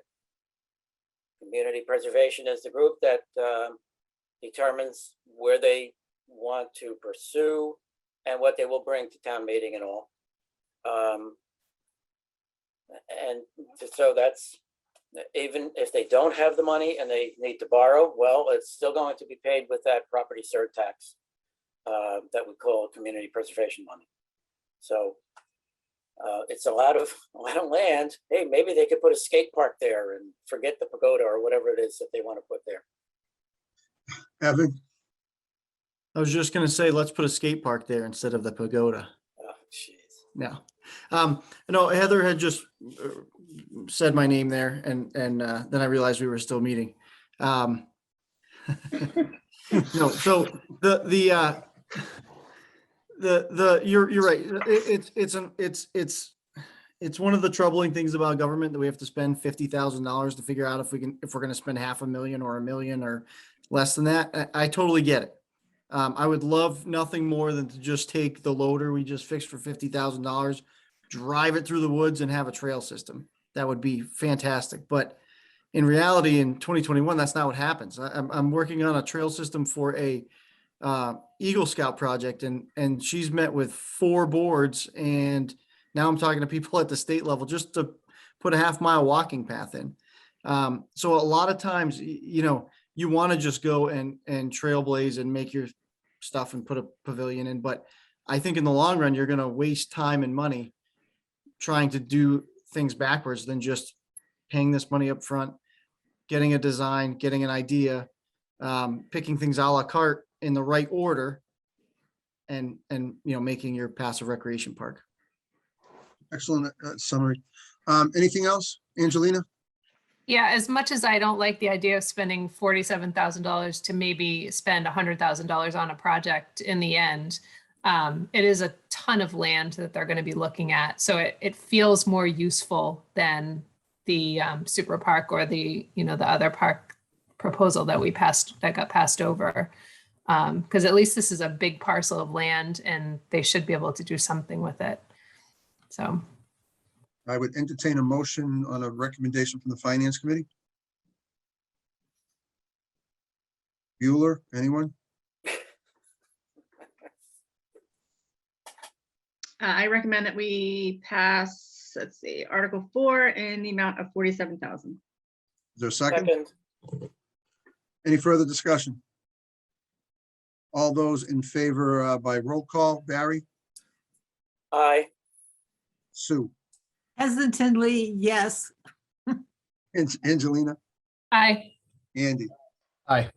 Dan? Aye. Heather? Aye. Irene? Reluctantly, yes. And Mark, yes. Moving on, so that's unanimous. Can I Moving add a on to- reluctantly? Just kidding. Dan, you most certainly may if you'd like. Moving on to Article 5, that is the $13,000 for the town clerk to continue to preserve our historic records. I'd entertain a motion to support that article unless there's any discussion. Barry? Yeah, which records are they preserving? I would guess anything that's in the town clerk from any record of the town. It could be birth records, it could be town meeting records, it could be old town reports. I know we did this project in Groton and the town clerk preserved a ton of records all over the place, from birth records to town meeting records to town reports and things like that. I would imagine, Evan, this is probably along those same lines. We're still meeting, Evan. Yes. I'm sorry. If they are doing that, I hope they touch base with the Historical Society Museum, because that's almost exactly what the Historical Society is doing. I've been going through town reports, which had the town meeting warrant articles and a whole bunch of other things, school committee report, going back to 1865. Now, if they're digitizing those things, that would be great. Was your Right name now, listed I'm in that dealing with record? paper.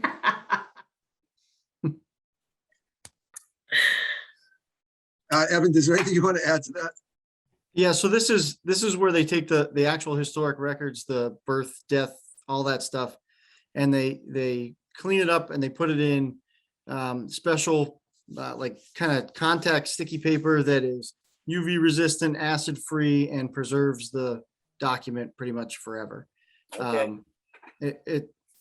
I did it every single town meeting in Munson for 7 years. We went through it for a few town meetings Yep, in Groton as yep. well, so I feel you. Do we already have a motion? Yeah, so moved. Is there a second? Second. All those in favor by roll call, Barry, Aye. Sue, Aye. I see Angelina's not on screen. Andy, Aye. Dan, Aye. Heather, Aye. Irene, Aye. and Mark, aye. That's 7 votes in favor of that article. Moving on to the next article, the Follett Street Well Project. Barry, you had a question. I think Paul answered that question. It's because Yeah. the town owns the land, which makes sense that the owner would be responsible. So I entertain a motion to support that article as presented. So moved. Is there a second? Seconded. Any further discussion? All those in favor by roll call, Barry, Aye. Sue, Aye. Angelina, Aye. Andy, Aye. Dan. Aye. Heather, Aye. Irene, Aye. Mark, aye, unanimous. Moving on to Article number 7, that is $100,000 from the sewer retained earnings for their plant upgrade expansion account. Any questions on that? Seeing none, I'd entertain a motion to support that article. So moved. So moved. Is there a second? Second. All those in favor by roll call, Barry, Aye. Sue, Aye. Angelina, Aye. Andy, Aye. Dan, Aye. Heather, Aye. Irene, Aye. Mark, aye. Next article is $100,000 out of the sewer retained earning account for their major equipment repair and replacement account. I think one of the projects he wants to do is fix a battery support or a generator support. Yeah, generator support. Makes sense. Got to keep those pump stations and everything going. So are there any questions on that? I'd entertain a motion to support Article 8 as presented. So moved. Is there a second? Second. Second. All those in favor by roll call, Barry, Aye. Sue, Aye. Angelina, Aye. Andy, Aye. Dan, Aye. Heather, Aye. Irene, Aye. and Mark, aye, that's unanimous. Article number 9, this is their inflow infiltration project, $1 million. Wow, I can't believe it's that many gallons a day. That's unbelievable. So yeah, this is $1 million well spent.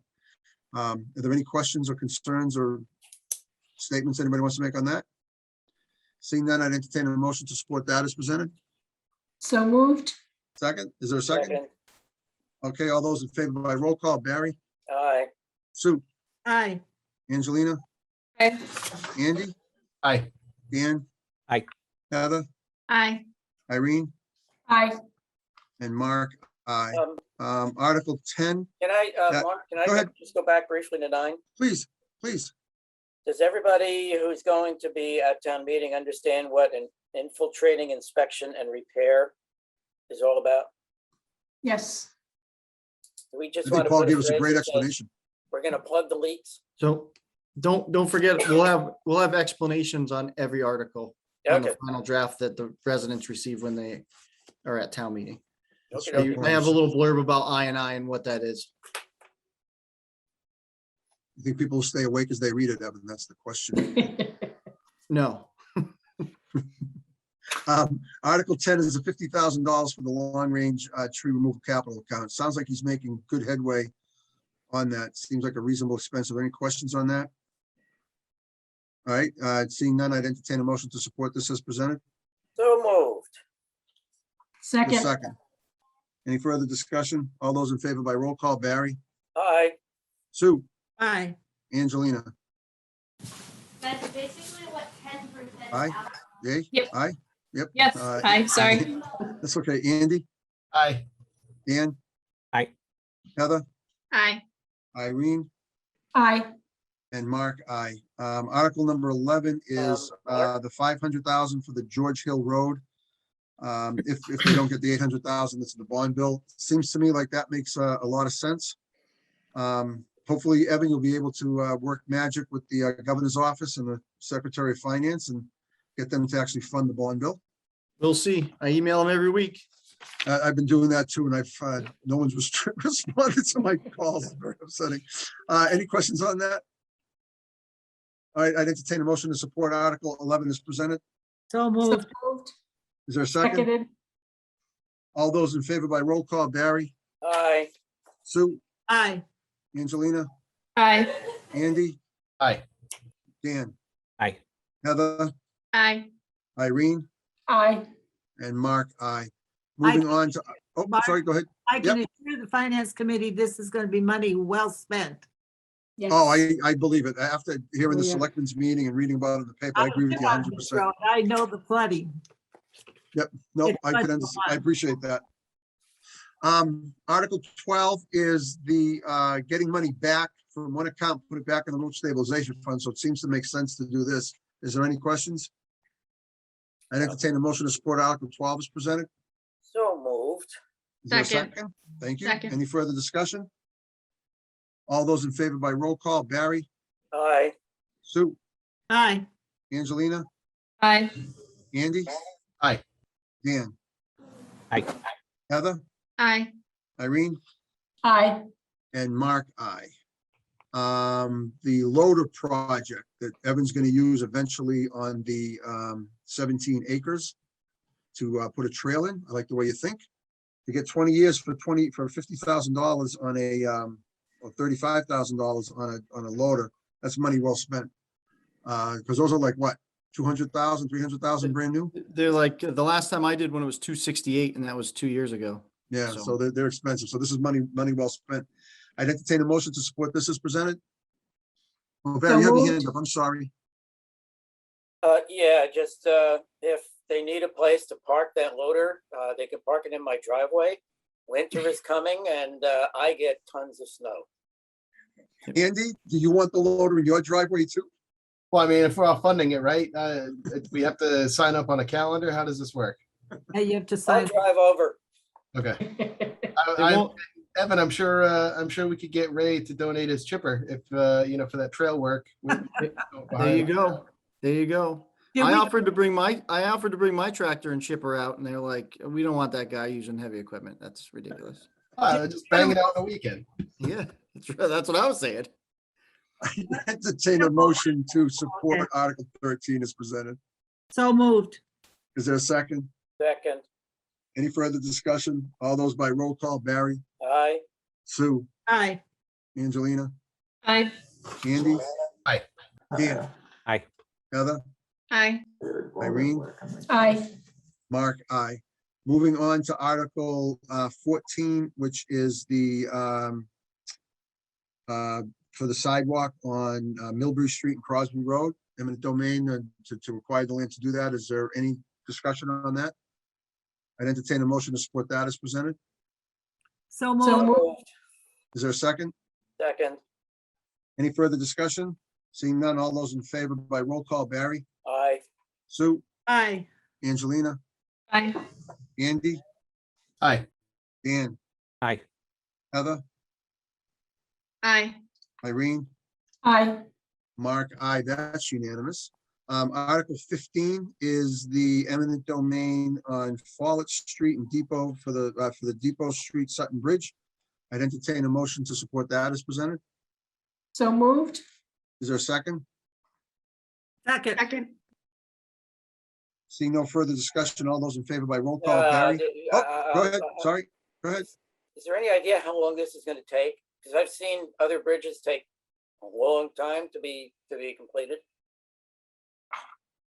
I don't know, we should have asked Paul when he was here.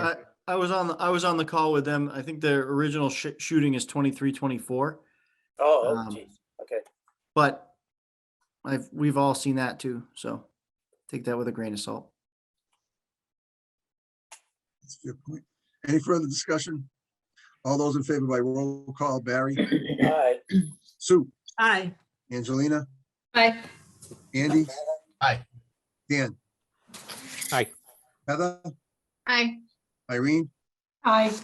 and Mark, aye. Article 16. 16 is for the easements for the job that they're talking about. I take it this is for the George Hill Road project as well. For that work, I Yes. entertain a motion to support that as presented. Is So So moved. moved. there a second? Second, Any further discussion? All those in favor by roll call signify by saying aye. Barry, Aye. Sue, Aye. Angelina, Aye. Andy, Aye. Dan, Aye. Heather, Aye. Irene, aye. and Mark, aye. I'd entertain a motion to pass over Article 17 as presented. Is So moved. there a Second. second? Any Second. further discussion? All those in favor by roll call, Barry, Aye. Sue, Aye. Angelina, Aye. Andy, Aye. Dan. Aye. Heather, Aye. Irene, Aye. and Mark, aye, that's unanimous. Article 18, 19. are we happy with the summary? Seems to be fair. Okay, Article 19, which is the town meeting to move it to Saturdays. We did support that. I don't see a finance committee recommendation.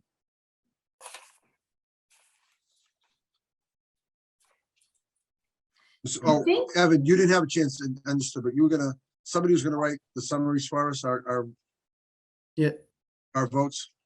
Were you gonna do that, or was I supposed to do, was somebody gonna do that? nope. So did you vote that one yesterday? Yep. Okay, I must have missed it, so I will write that though. Thank you very much. Uh. We're still in favor of that, right? Right.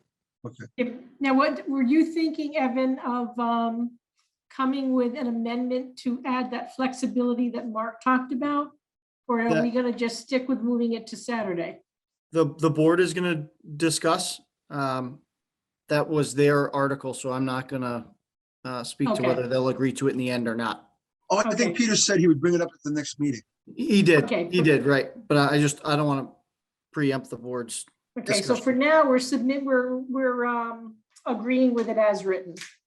Correct. Second. Oh, no, we don't have to do it again.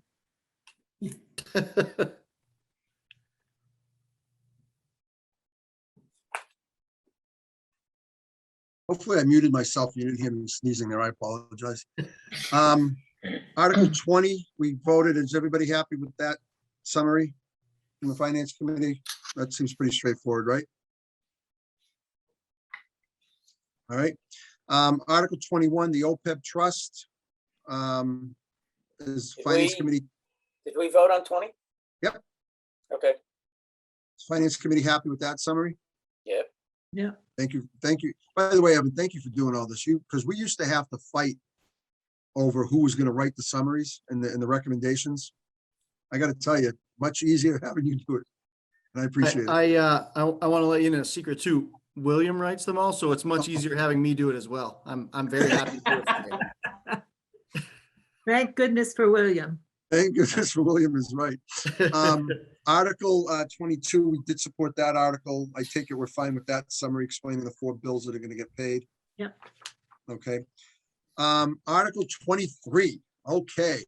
So we need to discuss Article 23.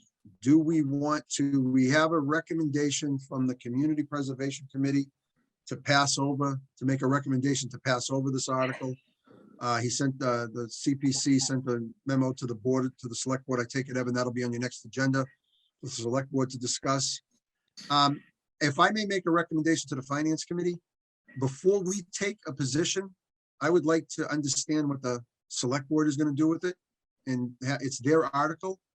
And maybe we should wait to see if they're going to continue with it or if they're going to pass over before we make a recommendation. Should we wait to hear from the board? Or am I out of line with that, Heather? Yeah, I agree. I mean, maybe I missed something, but I don't understand why this, I guess I just don't understand. I mean, Yeah, it doesn't seem like a big deal.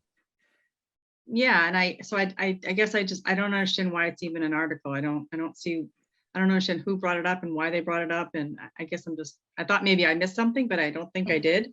I just. No, seems no, like you did. The select board put this on there's a recommendation from them to take one of their votes, one of their members, and assign it to the Veterans Affairs Committee so that they would have representation on the committee for any projects relative to veterans. It was a suggestion, and I think it makes sense. I don't see why it's a major controversy to do that. You're still going to have a 9-member committee. But I think we should, out of respect to the select board, since it's their article and there's been a request for them to pass over it before we take a position, we should understand what the select board is doing. Just my 2 cents. Heather, did you have another point? No, I agree, because I mean, I guess there might be so much controversy because it's sort of like why they pick that group. Why wouldn't they pick a different group? I guess that's why I don't quite understand it. It seems like they just picked a group and out of thin air. I don't know. I guess I don't understand their process, their thought process, but because I didn't watch any of the select board, so I guess I think I'm missing a piece here. Okay. Irene? So if we don't vote on this tonight, will we not be able to include our recommendation in the printed warrant with our recommendations? So what's our time frame? Well, that's do we then what I have would to vote? suggest. Well, if I can, I think you raise a very, very good point. The select board is meeting on Tuesday, I believe, Evan, correct? Okay, Yes. so the select board will take that up on Tuesday, and then we have our logistics meeting on the 13th. Would that give us enough time, Evan, before you make copies of everything for us to take a position? Yeah, because we're gonna print and distribute the warrant. It doesn't even have your recs on it. It's just the regular warrant. So we can play around with all of that in the background. As long as we have it by the 14th or 15th, we have time to print it for the 18th. Okay. Irene, are you comfortable with that if we do it on the Yes. 13th? Yep. Angelina? So to Heather's question, I think that it's my read of the situation is that the CPC isn't happy about it because they weren't consulted in the whole process. The board just kind of decided this and didn't consult them, and they found out about it 2 days ago. So I think that might be a big part of this. So once they go back and talk to the select board, who knows, maybe things will get smoothed over some and this might all just blow over. I don't know. That was No, I my think that's a read. fair point. I think you're right. I think you're right. Sue Yeah. Robbins. I just wanted to say, I think that the select board might want to reconsider and not think about the Veterans Advisory Board and maybe choose a different veterans group. Because the advisory board just provides services. That's all that they do. And it didn't seem appropriate for them to be on CPC. Heather? Yeah, that was my whole, I guess I was just confused as to how they picked this group. So I'm hoping that I will be watching the next meeting, and I'm hoping that this, is this definitely coming up? And that they will, discuss it. I guess if not, we can ask them on the 13th, but It's on Yeah. their agenda, Heather. okay, good. Because I do feel bad for the CPC. That's kind of like throwing them, something, I don't know. I agree. I think it should be discussed. I don't think the Red Sox are going to make the playoffs. They're losing to Baltimore 6-1. Sue Fiacco, that's an update for those of you who are watching this meeting and not the ball game. So For the process for Finance Committee, technically the recommendations of the Finance Committee should be posted by on the 8th through the 11th at the absolute max. Well, So- have we ever deferred to town meeting, a recommendation to defer to town meeting? No, We've never done that? no. Can I Please, go ahead, Sue. I'm I- sorry. make a suggestion? Why, we could always vote on this tonight and then we can reconsider before town meeting after we hear what the Black Selectmen have to say. And we could reconsider the vote if we choose to.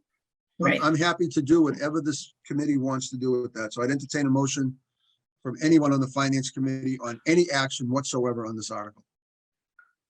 Yeah, I would make the motion that the Finance Committee recommend to pass over Article 23. No, I don't think you can pass over. I think you have to say, I don't know. Oppose. Yeah. Oppose. Okay, then we oppose. Second. Any further discussion? All those in favor of opposing Article 23 signified by saying aye. Barry? Aye. Sue? Aye. Angelina, Okay, nay. Andy, Aye. Dan, Aye. Heather, Aye. Irene. Aye. I'm with Angelina, nay. I just think we owed it to the select board to allow them to at least tell us what they're gonna do with that article before we take a position, because they may change, but that's okay. Dan, go ahead. Yeah, I agree. I just feel like at this point, if if I were forced to we're just forced to pick one or the other. I feel like I just don't see the reasoning for it. I do feel like there's always at every town meeting, there's some kind of tension with CPC. And Lately, I think don't you're right. understand. I don't understand why this was such a big deal. Like I don't really see the reasoning for this, but I also don't see why why CPC presented it as if they feel like somebody's coming after them with this. It felt like they were very, very defensive. It And were, because he said it was just 2 days ago that they found out. They definitely were defensive. Was it just 2 days ago? I thought That's what he said. That's what John said. I mean, I heard that they were the select board tried to reach out to them earlier and didn't hear back. So I don't know. It I seems agree. odd to Just me that seems there's always so much tension with CPC. It seems like it's this pattern I that agree with comes you. up every town meeting. I agree with you. All right, so that vote, Sue, was 6 opposed, 6 in favor of opposing it, 2 not. Heather? Can we, in the blurb, say that we will reconsider after hearing from the select board? I know sometimes when we have articles like this and we don't have a number, or we don't have, all the facts, we oppose it, but then we say we will reconsider. I Evan, wouldn't is that- say I wouldn't say we will consider. No, I we would can. say we can reconsider. Yeah, exactly. Yeah. We may, we can, well, whatever the verbiage you want to use, but yeah. Right, I would say may. I think that's fair. Evan, is that all right if when that summary is written up that we put what we just talked about? I disagree, but I will write that for you. Thank you. I appreciate it. You're a good man, Evan. You're a good man. Article 24. Evan, you're gonna write that one for us, right? Yes. Because we took action on that last Oh, night. I think we was, Yeah, anything that you've taken action on that just hasn't been done, I just haven't gotten to Okay. actually write it yet. All right, so that one, we were 7 in favor, 1 opposed. Although, okay, and then the last article, Article 25, and that is to remove the restriction on 55 or over housing, older housing from the property. Is there any further discussion on that? I think we had a very healthy discussion with Bruce. Any further comments? Anybody want to make a motion? Yeah, it was disappointing that we can't get over 55 subsidized housing, but I guess that's the way it goes. I move to recommend as presented. Is there a second? Second. Andy, did you have a comment? Yeah, I mean, I don't think anybody feels great about this on the surface, but it doesn't seem like we have much of a choice if we want to move forward with anything on this plot. It does really feel like a tremendous act of faith on a lot of people's parts that it won't turn into something else, because I think a lot of the points that Irene hit on, that people voted to hold this parcel for a specific purpose. And if this helps us attain a similar purpose, great, but it really does, I just I feel like people are going to be screaming collusion on all things Grafton tomorrow, or the following day, that somebody pulled a fast one and we voted to do one thing and then it turned into something else. So I have trust in that board and that committee. I just I think it is a big act of faith on everybody's part. The, ultimately though, nobody can pull a fast one because only town meeting can take this action. I agree. So it goes to the town meeting set the restriction, only town meeting can remove the restriction. So there can't be any backdoor deals that town meeting doesn't act on. Dan, are you disagreeing with me? No, I agree with you, but that won't stop people from claiming it. Oh, fair point. That's a good Yeah, point. it's, Sometimes reality and percent, and whatever is different. I understand. and I also want to say it definitely won't be tomorrow because far fewer people watch these meetings than the select board meetings. So it'll take a little while for people to hear about it. Fair point. Fair point. I can't wait to read all things Grafton or whatever tomorrow. Finance committee doing a backdoor deal at a public hearing. I like it. It's fun. Any other questions? Now you just put words in their mouth, Mark. Now it'll be easy for them to do this.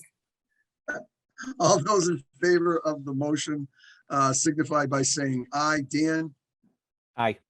Barry, Aye. Sue, Aye. Angelina, Aye. Andy, Aye. Heather, Aye. Irene, Nay.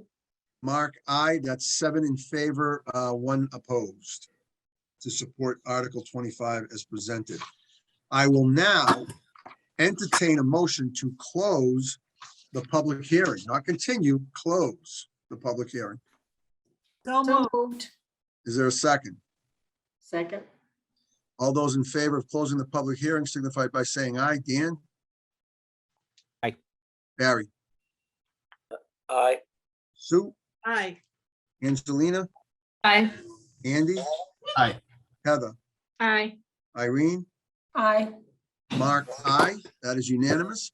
I gotta tell you, we've accomplished a lot in 2 nights. You guys worked really hard, so thank you very, very much.